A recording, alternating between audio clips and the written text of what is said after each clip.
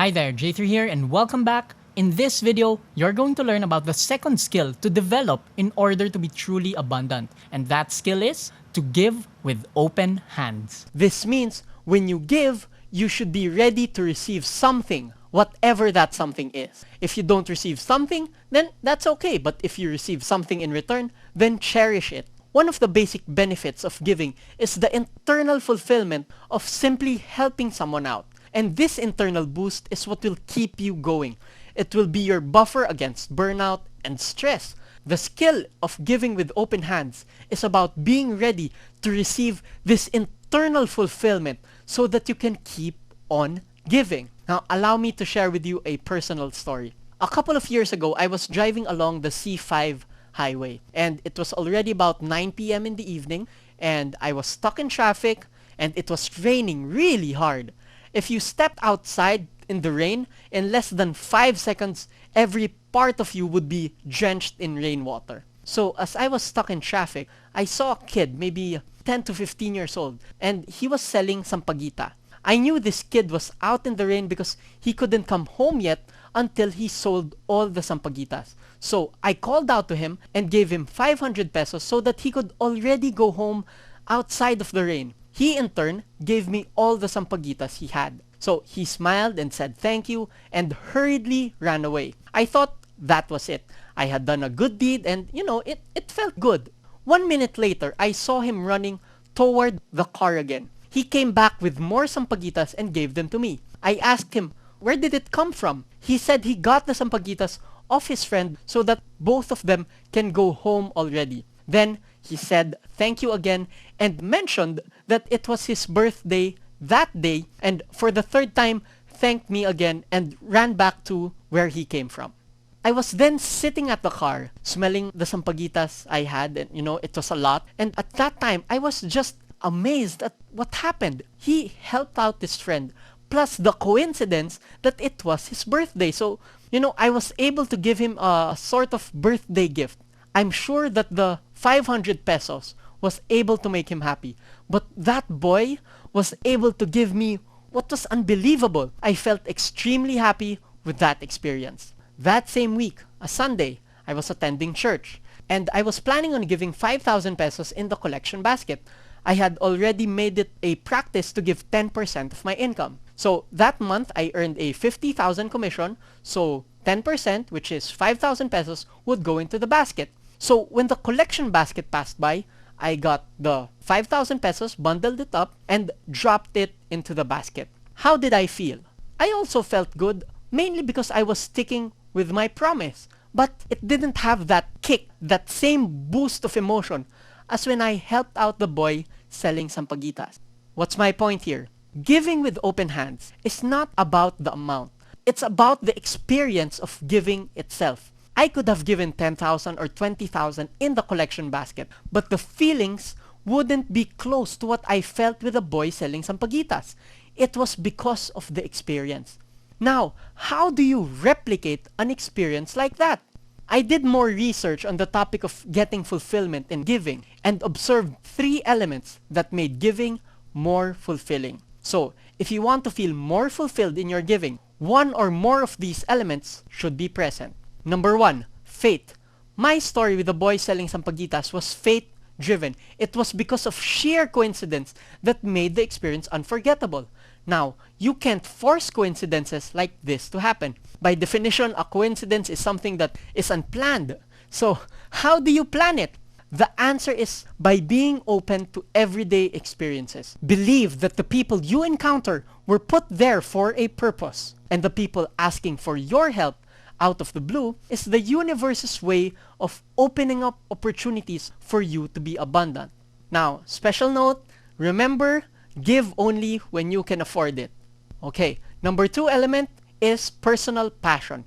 The element of passion is what you care about. Do you care about the charity you are supporting? There are charities that support battered women, hungry children, abandoned elderly, abused spouses, poor communities, or missionaries. There are also charities for the environment, clean air, protection of animals, protection of forests, water spaces, and many more. The element of personal passion is giving to causes which you deeply find meaningful. Whether you're volunteering your time or only your money, giving to endeavors which you are deeply passionate about gives you an internal boost of fulfillment. What's the reason? Well, it's because that's your own unique way of contributing to the world, of making the world a better place. Now, what if you don't have a personal passion in charity? Well, if you're like me, I know that there are a lot of problems with poverty, civil rights, education, and the environment, but I'm not particularly attached to any of them. Where do you give money to? The answer I've found was given by BURCHARD, one of the world's best high-performance coaches. And in his amazing book, The Charge, he introduced the concept of faith funding. Faith funding is for people who have deep pockets but don't have any specific causes to support. So he describes faith funding as, and I quote, "Faith funding comes from my belief that on the road of life, there is a reason that other people's paths cross our own. I believe, for example, that it is no coincidence that I meet someone at work who lost his wife to breast cancer and is now running a marathon in honor and seeking a $100 contribution from the guys at the office. Fate placed someone with a need in my path, and contributing to his need and cause, even if it's not a cause that I'm directly tied to, is more rewarding than contributing to a random cause that I found online." Faith funding. It means giving to those whom fate has placed right in front of us who are in need or have a cause they are deeply passionate about. End quote. So, if you have a personal passion in your causes, then that's great. But if you don't have one, don't worry about it, because the universe will give you many opportunities to be abundant in your wealth. Okay, next.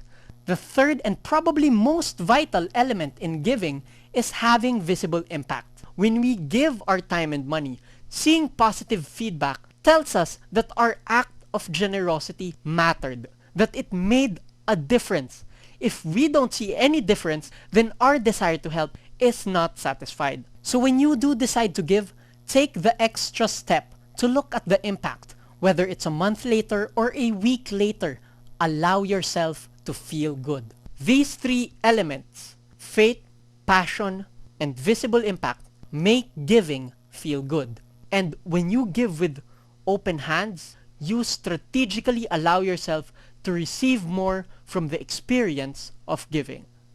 Now, before we continue on to the next section, there are two important points that need to be addressed. First is about giving to the church collection basket on Sundays. Being a religious nation, we have been trained since we were still children to give to that collection basket. As a child, I remember that I always looked forward to that time of the Mass. However, giving to the collection basket is also one of the least fulfilling ways of giving. Here's why. Number one, you don't get to see the visible impact of your donation. The money you give to the church is allocated to multiple projects, a feeding program, student scholarships, church beautification, and so on. Which specific one? Well, you can't really tell. So, you miss out on the experience of giving. You don't get to see and be a part of the difference you're making. So, unless you are an active member of the parish and you're the one heading one of those projects, you don't get to benefit from the experience of giving. With this, you have two options. One, either you give somewhere else to a specific cause you care more about, or two, you become more active in your parish as well so you can make a more personal contribution. Now, my second special note is about an objection that you may be having right now. This is about the whole concept of giving so that you can receive as well. You might be thinking now that the whole purpose of giving is to help others, and that if you plan to receive as well, then giving becomes a selfish act. Well, here's my answer. Giving and receiving are two separate and independent activities. They don't affect each other. They are not by any means conflicting. Giving to a cause that you care about and getting an emotional boost out of it doesn't make your giving less noble or admirable. Let's consider an example. say you sponsored a child's education for a year and you donated 50,000 pesos. Now, there are two scenarios. In scenario 1, you don't get to find out the child's name. You don't get a personal thank you note. You just get the generic thank you from the scholarship management. In this situation, you felt good that you helped. In situation 2, you get to receive a personal thank you letter from the child, and in the letter, you learn about the child's situation and how you have changed her life. Plus, you get to attend an event where all the scholars make a special presentation to all the sponsors. Now, in this scenario, you felt great. Not just good, but great. In both situations, you sponsored one child. You gave her education. You changed her life. That is the giving part. That is already set.